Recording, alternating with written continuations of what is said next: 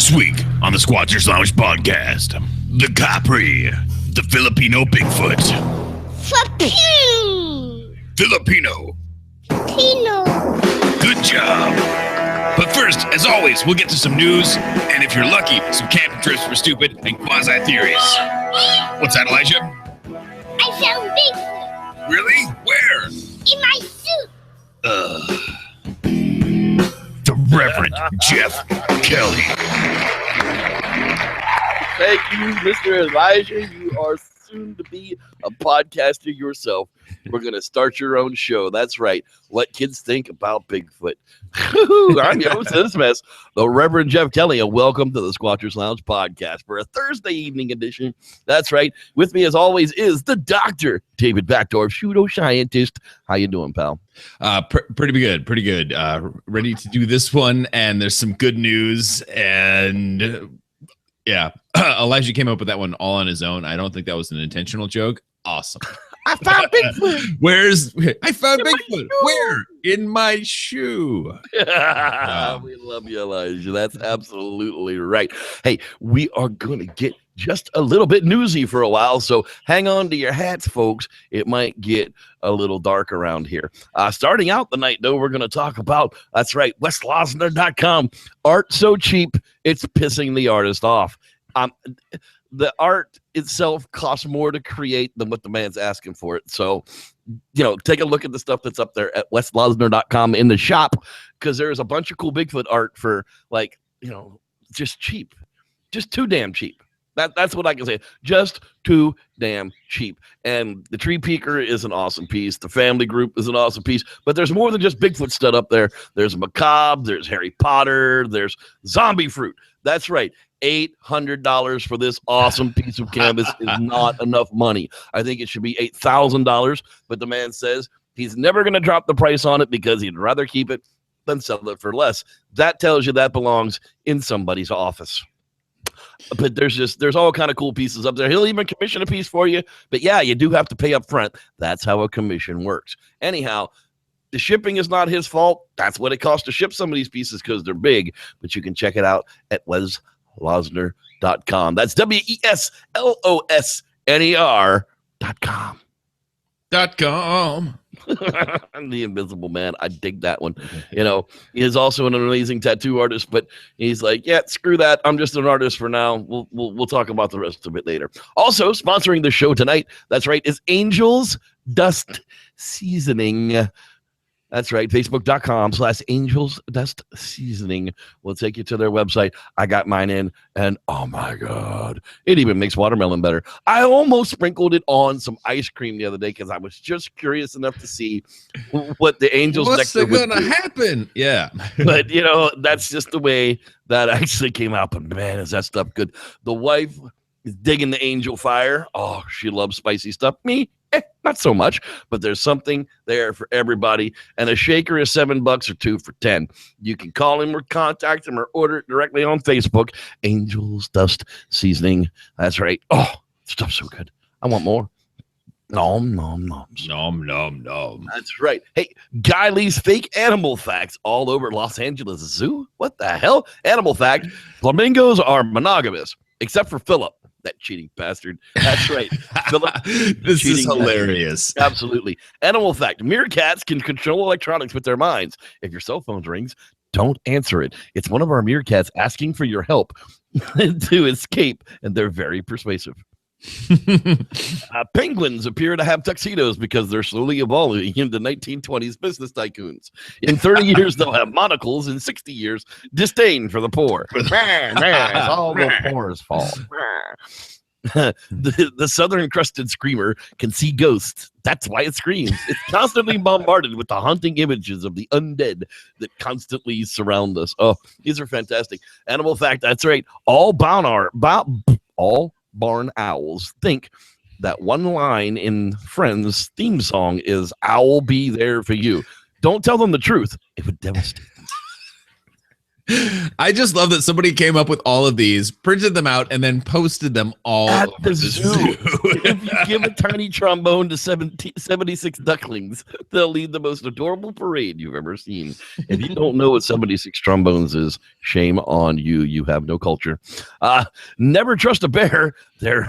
They are very sneaky. If you don't see our bear, it's in his pen. It means he's escaped. Oh my God, he's right behind you. Don't turn around. Just run. I heard somebody say the other day, if you see a wolf if you're out with your friend in the forest and you see a wolf, kick him in the twig and berries as hard as you can and run as fast as you can. Animal fact number 8, America's first president, George Washington, was actually 9 koalas stacked on top of each other. I would almost believe that. It says it's in print, right? I read it somewhere. I read it somewhere on the internet. It's true.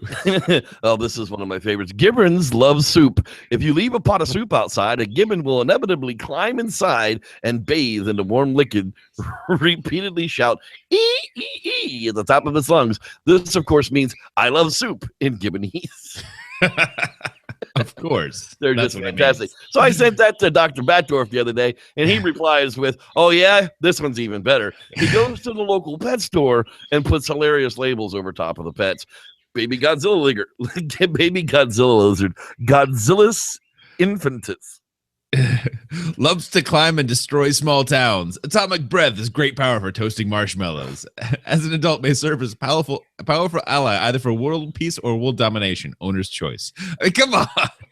It's brilliant. Male gym rat enjoys getting swole. Never skips leg day. Does well in pairs, so they have a spotter. Provides tiny weights, steroids, and Godsmack work CDs. Reverse to obvious plant care sheet for more information. Obvious plant. I don't get that one. Yeah, that's on every single one of them. So oh, okay. But it's on. Regular, boring, normal turtle. That's right. Not teenaged, not mutant, not ninja in any way. Doesn't fight crime. Just sits there not defeating the Foot Clan. Seriously, what's the point? What's the point? Revert to an obvious plant care sheet for more information. Wow. Judgmental tree frog. Inquisitive, watchful nature, constantly judges you for life choices. When are you getting married? Seriously, an art degree? Oh my God, is that a tattoo? Invisible Jenny. Invisibilis genitus. 249, that's right. How do you know how many of them's in the bag? Yeah. Owner's choice. The Ferrari hamster. Oh, spiky hair resembles Ferrari. Fieri hamster. Bold, brash personality is annoying and in your face. Attracted to clothing and other items with flame prints. Provide hot wings, moza sticks, and other mediocre apps. Yum, yum, yum. The Haitian voodoo death bird. Oh, that will end it with that one. Eyes glow red with the power of evil spirits. Uses black magic to enslave the human owner. Devours the souls of others to prolong its own lifespan, and provides goat's blood and ancient Creole spell books. Yummy, yummy.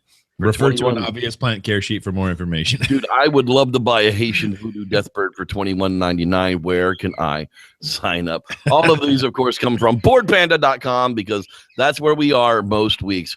Bored shitless. But of course, then comes this one, IFL Science. 61-year-old former boxer has a run-in with a black bear. Damn it, man. Balls of brass. Rick Nelson is a very lucky man. Either that, or he should have never given up boxing.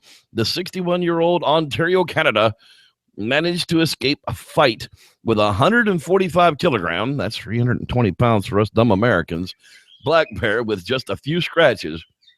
His story sounds like a scene from The Reverend, but unlike DiCaprio, Nelson had years of boxing classes behind him. Are you kidding me? This is like that other one we heard it ended up being a hoax about the athlete that took on the friggin' the cougar. Yeah, seriously. I mean, this is really starting to read like a really bad, but I mean, maybe it's true. I don't know. Of course, it's on the internet. It has to be true, right? And of course, this is some jackass between the mother bear and the baby bear, and he wants to play Billy Badass and play boxing. So I don't know. we may need to remind everybody of what not to do. Yes, 320 pounds is probably not the largest black bear you've ever seen, but it can still tear your arms off. Let's just be honest. I mean, it can literally bite through your femur. However, if a black bear is attacking you, they say if a grizzly bear attacks you, lay down and feign death. But if a black bear attacks you, it intends to eat you. Because otherwise they would run, or they're going to attack and kill you. So it's always best to fight off a black bear. Just you want to talk about Mother Nature being an asshole. You see that white spot right in the middle of the chest of where that bear is? That's where his heart is in that position. Isn't that a bitch? Yeah, sorry. Why don't you just put a target right in the best place to kill me with? Fizz, that's right. Fizz.org. CritterCam catches crocodile foraging behaviors. I thought this was super cool because everybody wants to know what crocodiles do, what alligators do under the water. Well, now with these new critter cams, they can strap them onto anything and pretty much find out. And to find out how they live and eat helps us understand how to avoid more conflicts with those animals in the wild. And I think not become forage, right? Exactly. Yeah. How to not become food. And the more we know about how those animals act when they're not in our sight, because that's only when we can see them as above the water, the more we can warn people to just, hey, they like these types of areas. They like to hang out in exactly these types of areas. And I think that's what they're going to find out. The more data from stuff like this that comes back, you're going to be able to, there's a certain depth of water that they're going to like, depending on the temperature. It's all going to be that type of ecological thing, that's going to help us read and help save everybody's lives, save human lives, and save, alligators' lives matter. Alligator lives matter. Well, so here's the really big deal though. Like if we come up with those sort of areas that we can block out and say, like, just put up a sign for the stupid humans saying, look, asshole, this is where the alligator lives, then there's less potential for people to get hurt and less potential for the alligators to get hurt. And it's also really good for people who want to harvest them as well. Exactly. Why don't you cover the next one here, sir, since this was the one that you sent for me. Barn-sized Noah's Ark is creationist wet dreams. We talk a lot about evolution these days, here, there, and everywhere. And, this I just had to throw in here is like, this is a real thing. Somebody has created, they spent $100 million on a replica of Noah's Ark. And I'm not saying anything about religion or Christianity. I'm just saying that Ken Ham is totally out of his mind with the creationist church and the way that he's presenting things. Dinosaurs were on the ark too, huh? If you scroll down a little bit farther, there is definitely dinosaurs on his ark. Dinosaurs on his ark. Because Ken Ham truly believes that the earth is only 6,000 years old and dinosaurs only recently went extinct, and carbon dating is wrong, yada, yada, yada. Lots of people turned out. It still reminds me that there are people in the world who don't understand stuff. But yeah. So every time you take a step back and you're like, man, the woo Bigfooters are bad. And you're like, maybe not so bad. At least they're focused on things that can't be defined and explained reasonably, when there's this other aspect that when they just deny what can be reasonably defined and explained reasonably. Right. Well, and that's the other thing is, if you go back to the ancient Sumerian text, they also talk about a giant flood that wiped out, all of the creatures upon the earth. And, so the Noah story may actually go back further than the biblical Jewish texts talk about anyhow, because none of us read ancient Hebrew, and the people that do, I don't even think read ancient Hebrew. I think they're guessing at it because we can't read it, so they just telling us that they can read it. You feel me? I don't know, but I know that there's a bunch of translation problems between ancient Hebrew and the crap that we're speaking now, and I'm sure this dinosaurs on the creationist Noah's boat is a little lost in translation. It's a little extra. It's a bit more of an extrapolation, if you will. To put dinosaurs on the ark than to maybe look for a literal meaning of a flash flood, etc., etc. Exactly, etc. So you can check this one out at Gizmodo. It does have a lot of cool pictures of the Ark and lots of people going there. By the way, Camping Tips for Stupid is in the box. So In the box. It is in the box. So there will be a Camping Tips for Stupids here in just a little bit. Hey, outsideonline.com. That's right. I did a bunch of reading up there this week. It's a cool little website. There's got a bunch of Bigfoot stuff, fish, cryptid stuff, fish, sometimes stuff, fish. Bigfoot, portrait of an animal that may not exist. That's right. Sasquatch, Yeti, Momo, Nape. The creature goes by different names around the world. A sort of pseudoscience has emerged to shush out the biology and behavior of this animal. Here's what it says by David Ferry. That's right. I'm doing a couple articles by his today. The names vary by region and by the peoples, but the descriptions are similar enough. A biped with an ape-like gait, roughly the size of a large human, with lots and lots of fur. Fur, hair. Yeah. Fur is different. Hair. I think we're looking for hair here. Anyhow, people have been spotting Sasquatches or Yetis or abominable snowmen for centuries, and legends of these enormous primates populate the myths and fairy tales of cultures of nearly every continent. It's only recently, however, that man has made a study of what Americans usually call Bigfoot in the decades after Robert Gimlin and Roger Patterson captured their famous footage.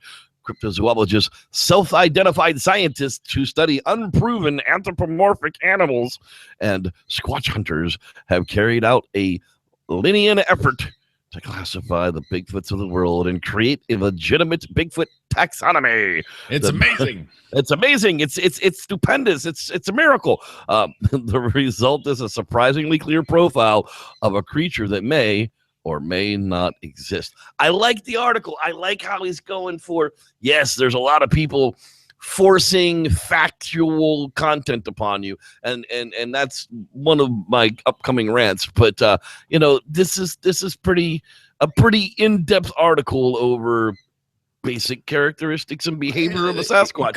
It goes kind over of a stretch. Yeah, it goes over but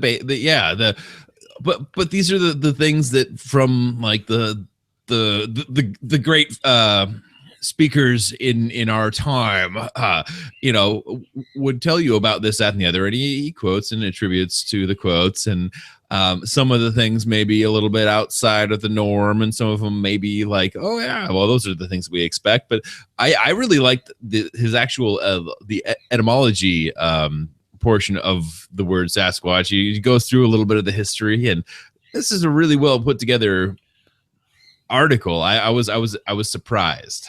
Yeah, I mean, it really does go through the anecdotal evidence as a whole, kind of paints a picture of the animal in general. And that's kind of what David and I have been talking about all along is, yes, when you see Sasquatch running through the woods and he throws a stick off as he's doing it, that's important information. That needs to be recorded.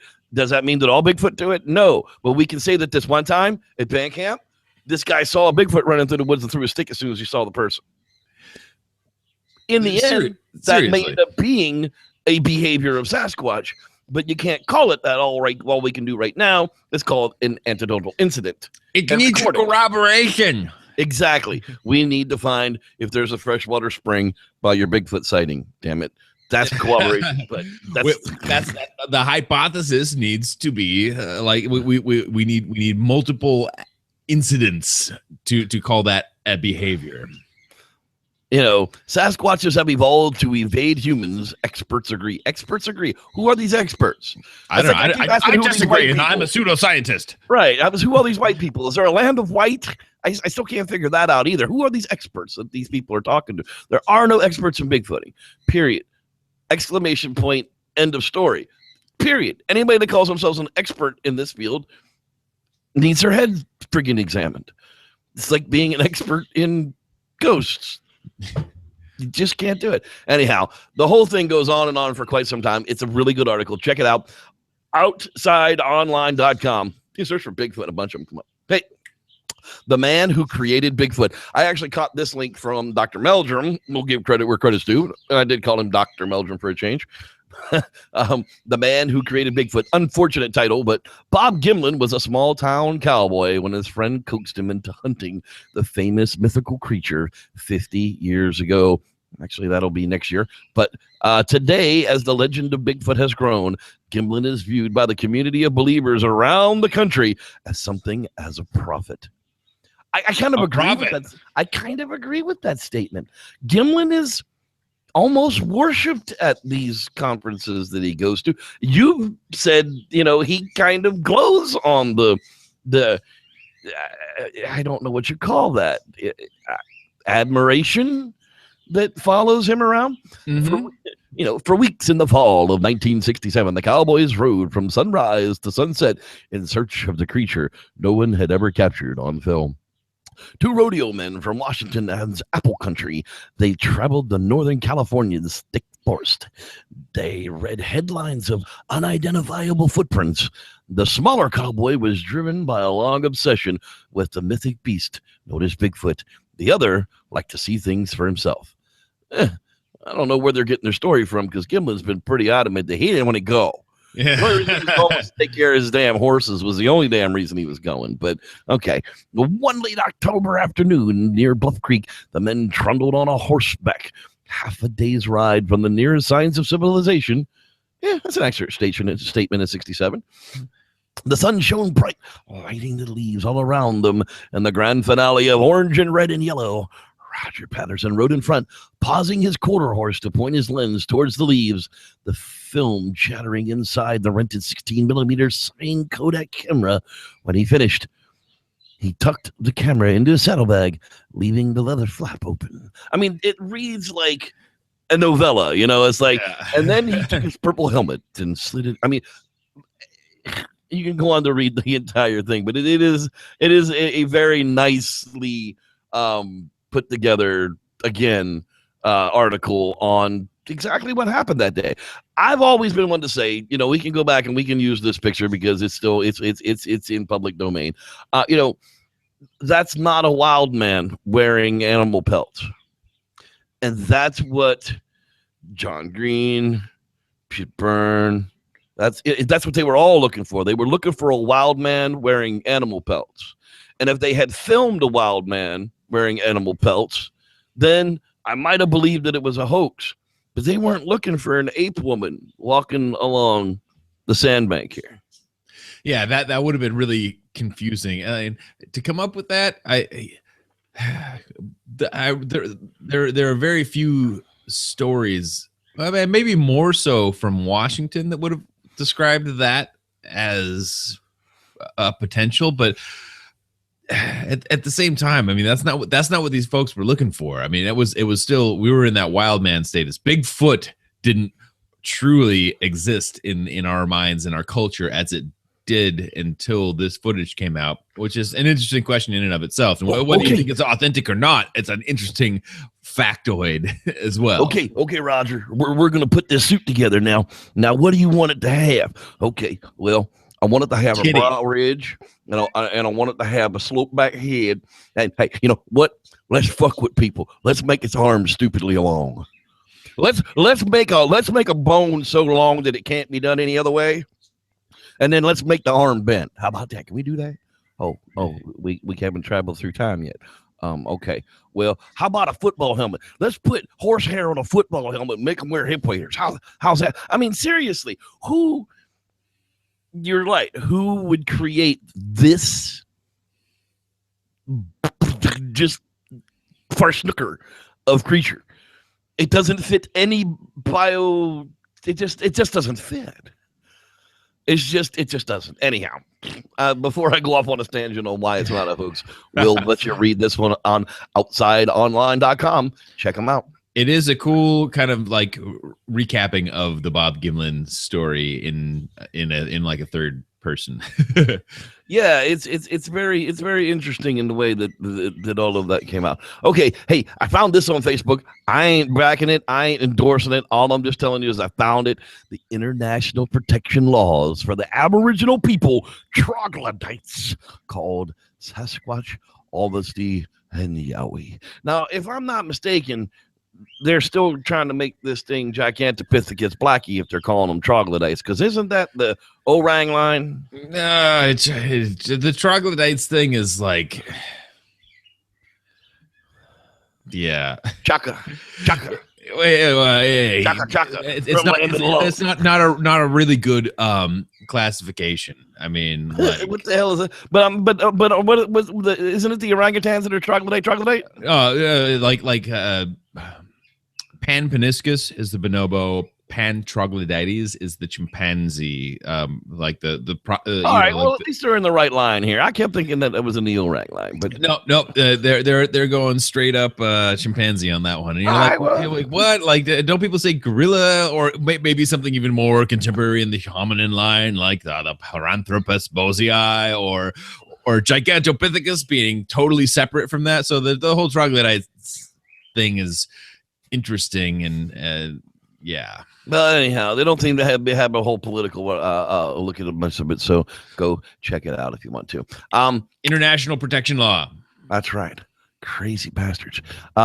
Yeah, here it is. The Sasquatch archives. With the passing of John Green, they have finally put the hands of John Green's archives in somebody else's hands, and they'll be releasing different things upon this YouTube channel, the Sasquatch archives. There's like 27 people subscribed, so I would run out there and subscribe to that channel like right away. It doesn't even seem to be monetizing any of this stuff. It doesn't seem, it might be monetized, I don't know, but even if it is, they should make some bucks on this, because it's going to be a lot of work to go through all of the tapes and all of the papers and everything else and put pictures and interesting things to go along with all that audio up in a YouTube video. Trust me, I know.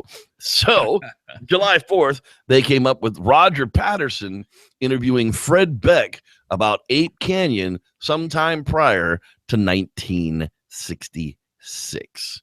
So that should be just, a very historical thing.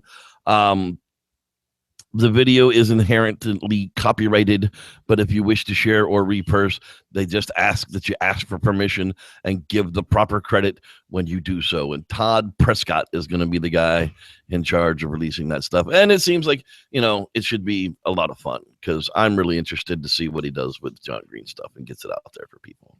The more that stuff gets out there and more people can take that in, the more, I think, excited people will be about the history and not the contemporary BS, and they like the post Finding Bigfoot fallout of stuff from whence we came. Like, I think people will be excited about the historical aspects of it too, which is important. Yeah, there's another one that's been released out there now. Just matter of fact, today, I didn't hear it myself. Shorty Wallace and Jay Rowland interviewed by John Green in February of 1967. Sasquatch researcher John Green interviewed Shorty Wallace and Jay Rowland. Shorty's brother is a notorious hoaxer, Ray Wallace. So that's a 30-minute interview. There might be some interesting moments to glimpse inside of that conversation. I may have to run out there and listen to that after the show. Yeah, that might be an after show listen for us. Yeah, that might have to be, because that'd be a good 30 minutes to spend. Okay, that's going to wrap it up for the news this week. Don't forget, check out weslosner.com. Check out the cheap-ass prices and people. Yeah, just do it. Check out Angels Dust Seasoning on Facebook, and let's hear a little bit of camping tips for stupid. Camping tips for the stupids. Shout outs for the lounge will be coming up after Camping Tips for Stupid. So if you don't have a comment, I can't say hi to you. Camping tips for stupids. Tip number 16. Fishing is fun till they bite the shit out of you. Then they all know what humans taste like. And then it's the fish apocalypse. The fish apocalypse. Fish apocalypse. Apocalypse, fish apocalypse. Yep, that's right. Yep. One ancient native Earthian trick for making a fish hook is to whittle a piece of bone or hard wood down to what's called a gorge hook. But here today, I'm calling it a micro pecker, just so I can use the words micro and pecker in a sentence. The micro pecker hook is situated so that the fish eats it covered in bait, laying horizontally, and when you put tension on the line, it sticks straight up and gouges into the bottom and roof of the fish's mouth, lodging itself there. Neat, huh? Congratulations, you're a fish hunter. Let's see Obama take our big scary black assault fishing poles now. America! This has been Camping Tips for Stupids. Remember to spay and neuter your idiot population.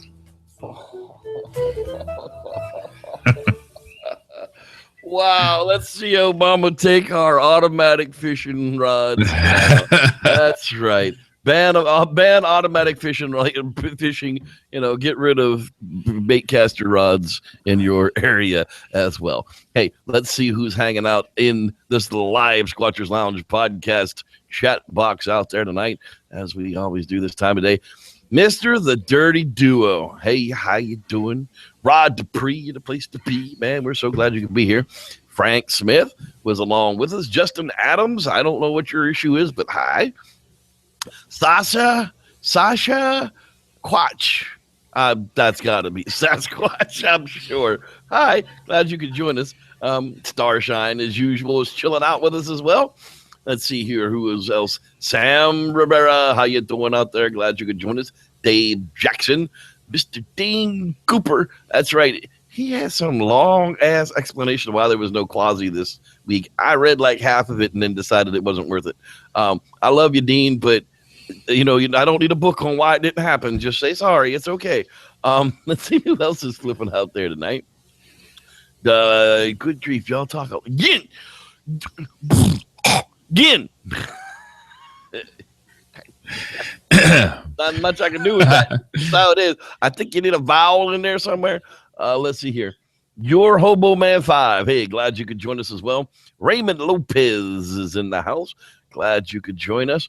Who else is floating around out there? Life and Times of JCM. That's right. Jim and Moore, our Jesus Christ of Latter-day Saints.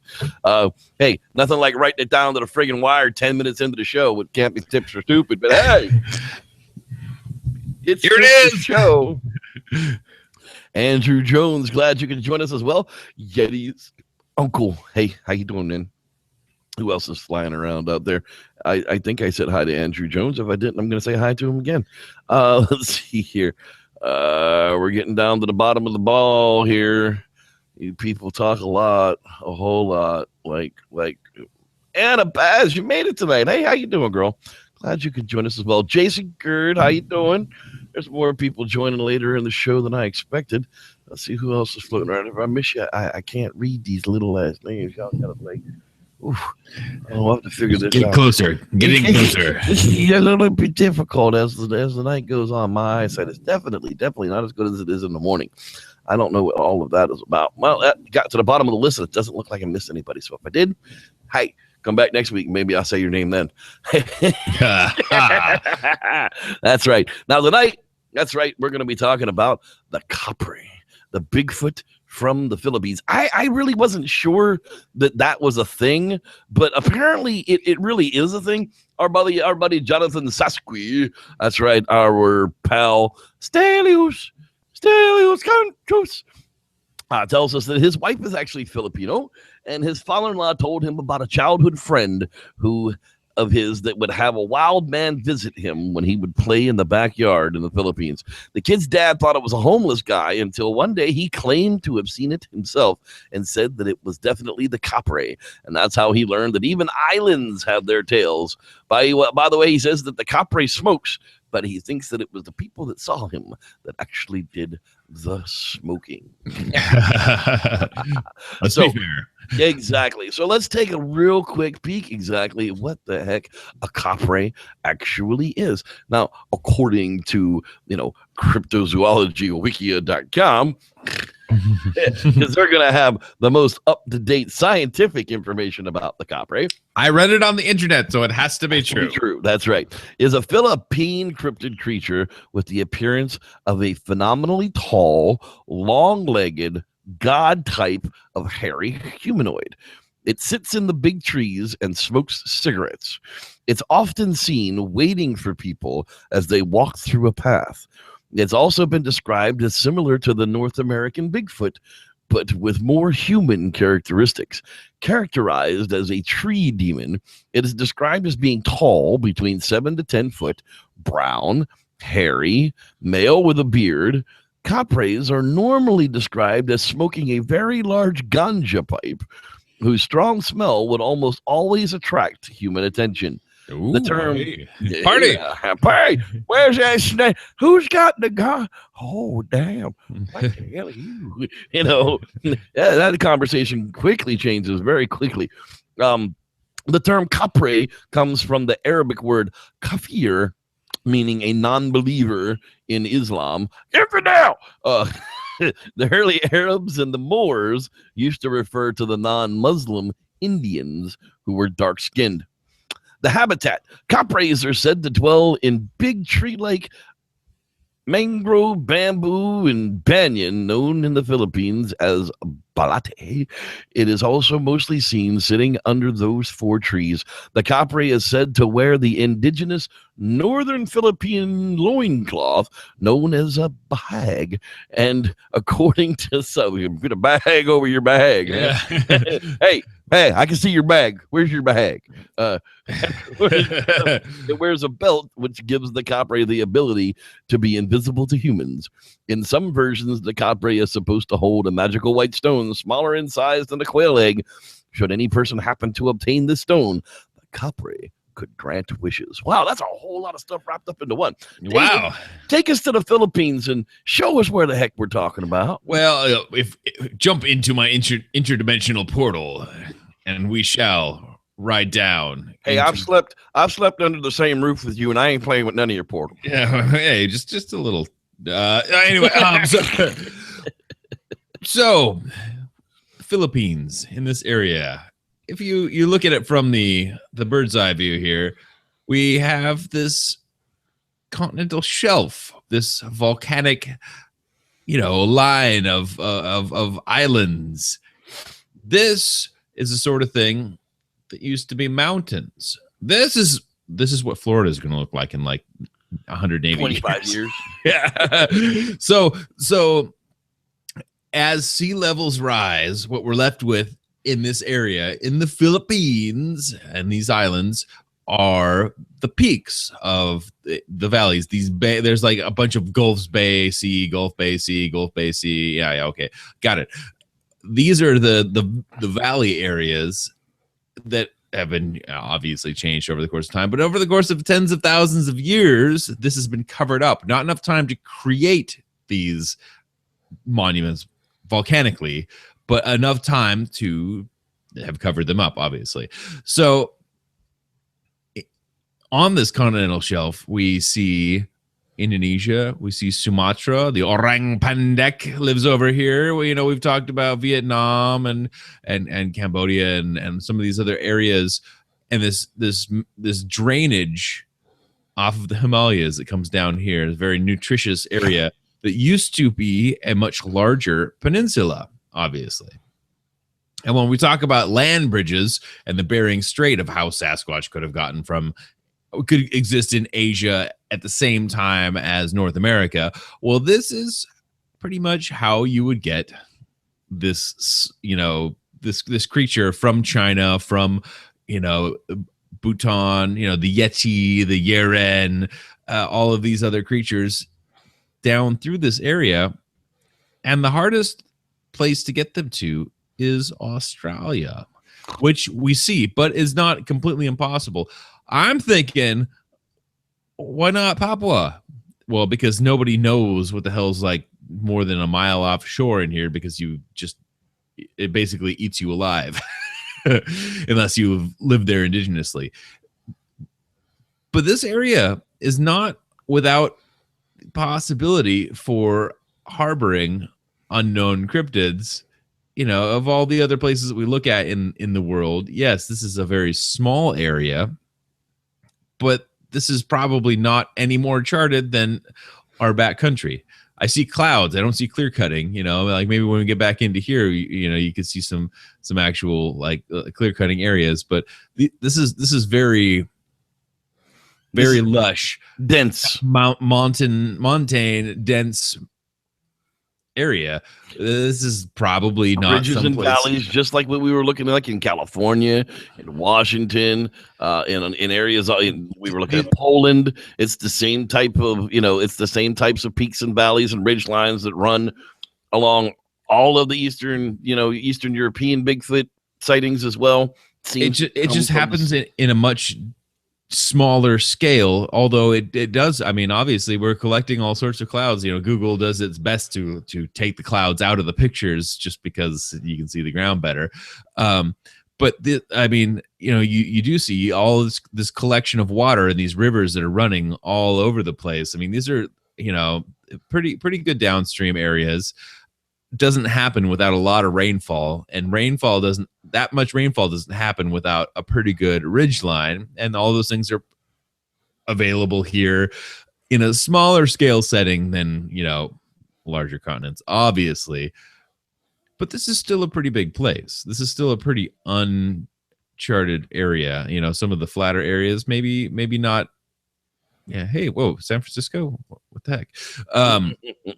But maybe not as reasonable. But I mean, these mountains are not going to be of crazy elevation. But you're looking at like 8,000 feet. I mean, straight out of the sea, like 5 to 10 miles out of the sea, going up to 8,000 feet. That's a slippery slope, and probably not a place that we're going to be building on a regular basis, especially in less developed countries. I mean, there's large cities in the Philippines, but in less developed areas, this is a really great possible place to put an unknown cryptid, if you will.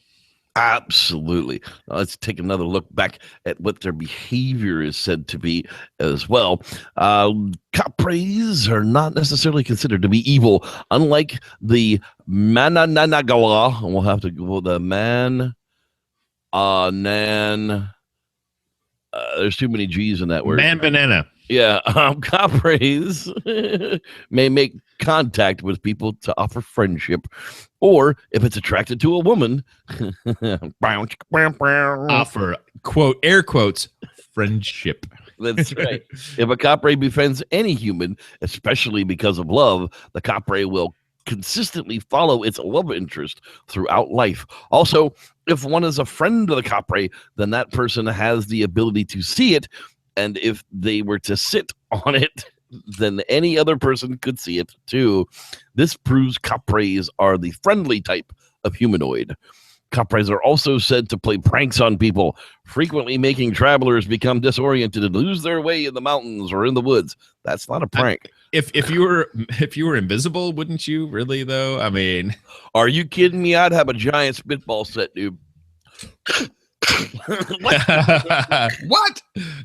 They are also believed to have the ability to confuse people, even in their own familiar surroundings. For instance, someone who forgets that they are in their own garden or home is said to have been tricked by a Kapre, instead of having amnesia or Alzheimer's. Reports of experiencing Kapre enchantment include that of witnessing rustling tree branches, even if the wind is not strong.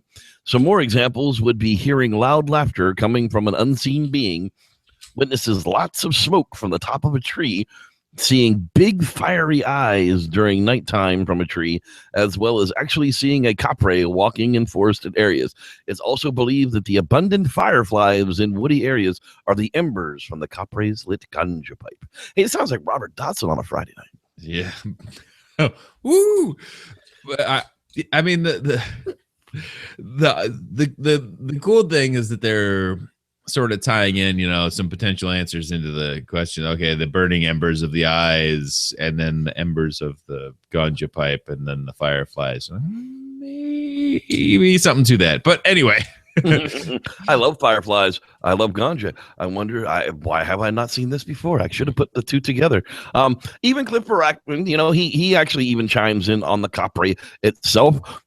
He says that about when this was posted they were out enjoying a beverage. A tall man sitting nearby joined the conversation and eventually turned towards Bigfoot, as most conversations do, and that's me. Giving him the card, he invited him to contact him with anything interesting he hears about the subject, and he was glad that he did. The gentleman actually wrote him a letter and said that my wife is from a fairly remote part of the Philippines, southern Lake. I think that's how that sounds. Late in the region known as the Visayas.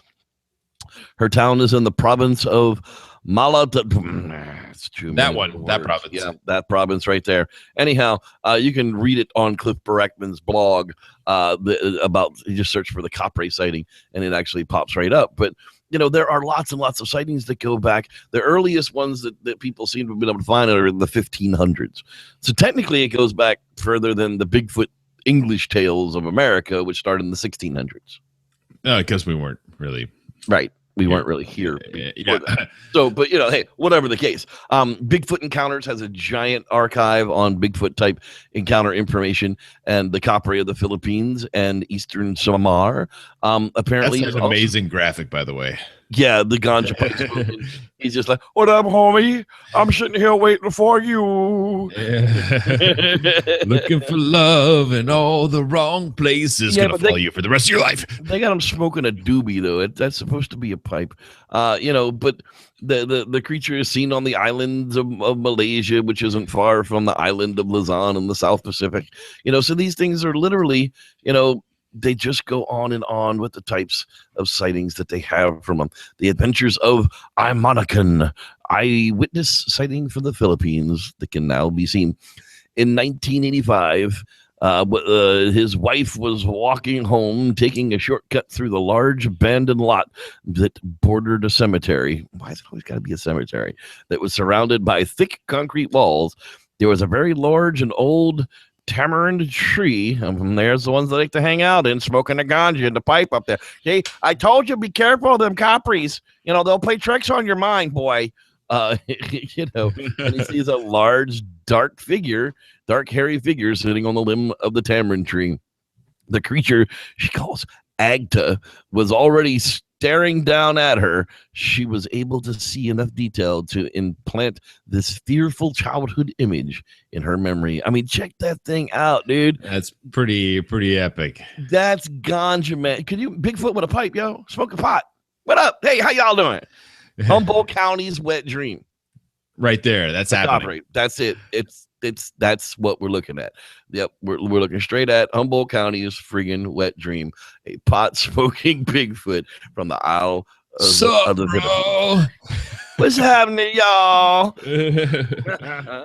David, you got any final thoughts on the Kapre tonight, my man? It falls right in line, like with that Sumatran, Southeast Asian area that we're talking about. If 10,000 years ago they were in one spot, they were probably in all of them. How long would it take to get them out of those areas is the question, or to have inbreeding become a problem, or maybe not as likely as some of the others that we're talking about, just because of size and the distance between those islands. But what the hell? I mean, we're talking about less than 600 years. We're talking about less than 600 years between now and the first reports in the 1500s. And like we talked about, if there were Bigfoot living in the Oakland Valley before it was turned into friggin' urban sprawl from San Francisco, when it used to be a giant oak forest and been pushed back to the ridges and hills over top of it, how long would it take for those animals just to breed before they get into genetic problem? We figured maybe even 300 years. So if this is being 600 years later after the first, recorded sightings of them in the Philippines, they may just now be getting into genetic problems, and they could probably still exist for another 600 years before they would die out due to it. Well, and if you think of when the Industrial Revolution touched, the Americas, even thinking into 150 years ago, what the difference in the way that people lived, and when did that actually touch the Philippines, and when did they start seeing urban sprawl, and when did that even become a term? So those are really interesting questions. And how long does it take to scrub out something? if we're gonna postulate, we'll postulate that way, and maybe just maybe there's some analogs to the stories that have been there for a long time. Ganja smoking Bigfoot hanging out in the tops of trees this week on the Squatchers Lounge podcast. That's gonna wrap it up for this edition of it, of course. However, instituting this week, I've got one more little segment that I'm finally going to institute, and I'm not going to let go by. It's called the Rev's Final Thought. Now, over the week, people post many things and many stories in many groups, and I read them all, and some I agree with and some I don't agree with. However, I'm going to form an opinion on something that I may have read this week, and I'm going to share it with you. Now, saying that, here's tonight's Rev's Final Thought. While I have no doubt that strange things happen to many people, Bigfoot, if it actually exists, would have to live by the same laws of all other biological creatures on the planet, simply because that's how everything else works. Why would Bigfoot be the only special creature on the planet? Why would Bigfoot and only Bigfoot be able to break the laws of physics, gravity, and any other known science laws? Some people say that they have seen Bigfoot come from UFOs or emerge from strange lights. But I say maybe those aren't Bigfoot at all. And like most things, all hairy hominids in the woods are just getting lumped together. The animal I saw in the woods in Pennsylvania as a kid was no doubt to me 100% of this earth, just like any other animal I had seen before, just a little different. Is it possible that we're all chasing different things altogether, and some people just don't know the difference? That's tonight's Reverend's Final Thought. I've been a proponent of that for years. There's some people that are chasing known animals. There's some people that could be experiencing something completely unrelated and just are attributing it all to the same thing. Lump it all in. I stubbed my toe because Sasquatch distracted me by speaking into my mind. That's right. That's the final thought for the week. Thanks, everybody, for watching. And may the Squatch be with you until next week. Yay, us. We get to go and do the after show. After show. It's all a part of Bigfoot's grand plan. That's right. Bigfoot grants plans. Smoking ganja in the tops of trees. Hey, bro. Hey, did you bring me anything, bro? Hey, at least this guy here's got a pipe. Got any marbles? Hey, man, you want to play Jags? I'd kill for a game of Jags right about now. How about hopsquash? You like to play hopsquash? Excuse me. Dude, check out my bag. Check out my bag. Check out my bag, man. Excuse me, sir. I can see your bag. I know. That's intentional. Can I hold your little white ball? But I want to wish. I wish I had a ganja pipe.